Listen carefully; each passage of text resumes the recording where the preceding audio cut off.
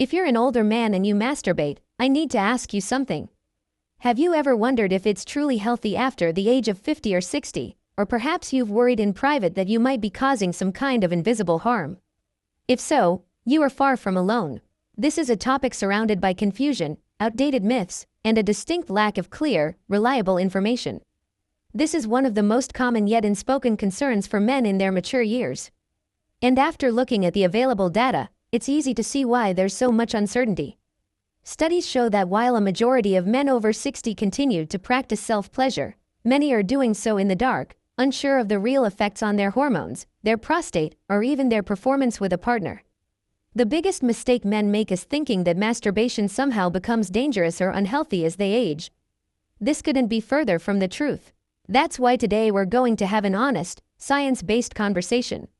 I'm going to walk you through 10 surprising benefits of masturbation in maturity, and then crucially, 10 potential risks you need to be aware of to ensure your practice is a healthy one. Let's start with the good news first. It maintains penile health. The act of achieving an erection increases blood flow into the spongy tissues of the penis known as the corpora cavernosa. Think of it as a form of physical therapy. This regular exercise helps maintain tissue elasticity, which is crucial for achieving and sustaining firm erections as you age. Second, it promotes prostate health. This is a big one. Multiple large-scale studies, including a landmark one from Harvard University, have linked higher ejaculation frequency with a significantly lower risk of developing prostate cancer. The theory is that regular ejaculation helps flush out potentially harmful substances and secretions from the prostate ducts. Third, it strengthens the pelvic floor. The rhythmic contractions that occur during orgasm engage key pelvic floor muscles like the pubococcygeus muscle.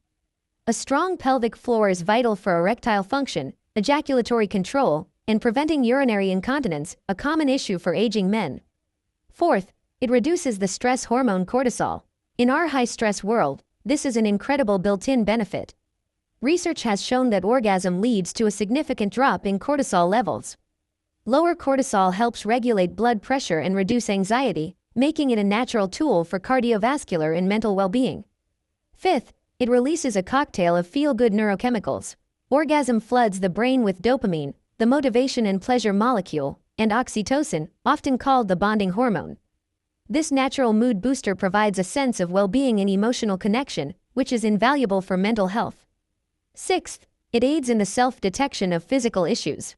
The practice of self-pleasure makes you intimately familiar with your own anatomy. This regular self-examination is one of the most effective ways men discover early signs of conditions like testicular cancer, penile fibrosis, or other anomalies that might otherwise go unnoticed. Seventh, it improves sleep quality. After orgasm, the release of hormones like oxytocin and prolactin, combined with the reduction in cortisol, creates a powerful sedative effect. This helps the body relax deeply, making it easier to fall into restorative, deep sleep, something that often becomes more challenging with age. Eighth, it enhances overall pelvic blood circulation. Beyond just the penis, masturbation improves blood flow throughout the entire pelvic region. This is beneficial for the health of the bladder, the prostate, and the surrounding musculature, preventing issues related to stagnation and poor circulation. Ninth, it can serve as a training method for ejaculatory control. For men who struggle with premature ejaculation, masturbation provides a safe, private space to practice techniques like the stop-start method. This allows you to better understand your body's signals and build greater control, which can then translate to partnered sex. And 10th, it keeps your sexual desire and neural pathways active. The brain is the largest sex organ. By regularly engaging in sexual fantasy and physical stimulation, you are keeping the neural circuits associated with desire and arousal firing. This helps maintain a healthy libido and sexual responsiveness, even if you don't have a regular partner. But to have a complete picture, we can't just focus on the positives. A healthy practice is a conscious practice. So now let's talk about the 10 potential risks or negative effects that you need to watch out for. The first risk is social isolation. This becomes a problem when self-pleasure stops being a part of a healthy sexual life and instead becomes a substitute for real human connection. The solution here is awareness. Ensure this practice is complementing your life, not allowing you to withdraw from it. Second is the risk of skin microlesions. This typically happens when masturbation is performed too aggressively or without adequate lubrication. These tiny tears can cause irritation, inflammation, and can even become a gateway for infection. The fix is simple. Always be gentle and use a quality water-based lubricant. Third is desensitization. If you stimulate yourself in the exact same way, with the same pressure and rhythm every single time, your brain can become conditioned to only that specific touch. This can make it difficult to achieve arousal or orgasm with a partner. The key is to vary your technique, your rhythm, and your focus. Fourth, it can mask the underlying causes of erectile dysfunction. If you can only achieve an erection during masturbation but not with a partner, it might be tempting to ignore the issue. However, this can mask serious underlying health problems like heart disease, diabetes, or hormonal imbalances. If you notice this pattern, it's essential to see a doctor.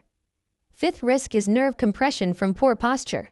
Many men masturbate while sitting in a hard chair or hunched over, which can compress the pudendal nerve in the pelvis. Over time, this can lead to genital numbness or pelvic pain. The ideal is to practice in a relaxed, comfortable position like lying down with proper support.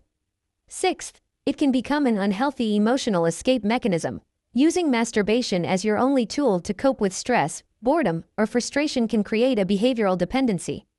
It's crucial to have a diverse toolkit for managing your emotions, including exercise, meditation, and talking with others. Seventh is the feeling of guilt and shame. Many men were raised with powerful cultural or religious taboos about self-pleasure.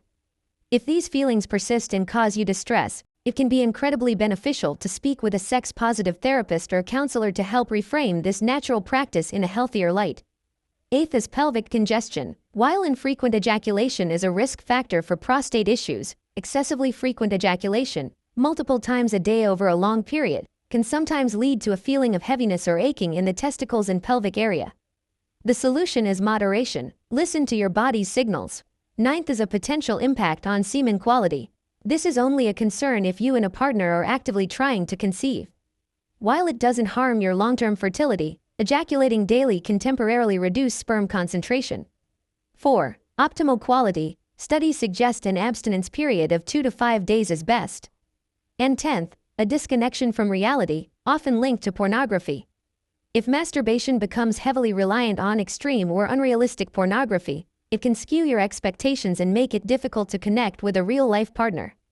The key is to balance any visual aids with your own imagination and memories of real, affectionate experiences.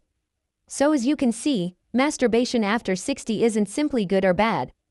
It is a tool, and like any tool, how you use it determines its effect. The secret ingredient is always consciousness. Practiced with awareness, respect for your body, and moderation, it can be a powerful and marvelous ally for your health and vitality. I hope this conversation was helpful. I'd genuinely like to know what you think. What was the most surprising point for you today? Leave a comment below. Let's continue this important discussion together. If you found value in this video, please give it a like and subscribe for more straightforward, well-researched advice on mature health.